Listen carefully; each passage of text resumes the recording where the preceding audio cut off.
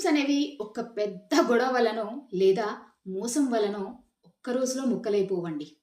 అవి రోజువారీ మనం చేసే చాలా చిన్న చిన్న తప్పుల వల్ల మెల్లగా చచ్చిపోతాయి.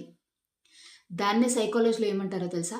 మైక్రో విత్‌డ్రాయల్స్ అంటారు. అంటే మీ పార్ట్నర్ ఏదో ఇష్టంగా చూపించడానికి వస్తుంది. మీరు దాన్ని ఇగ్నోర్ చేసి ఫోను చూస్తూ కూర్చోవడం. వాళ్ళు ఒకవేళ బాధలో ఉండి మాట్లాడుతుంటే వినకుండా నిట్టూర్చడం. ఆఫీస్ నుంచి రాగానే కనీసం ఒక చిన్న స్మైల్‌తో పలకరించకపోవడం.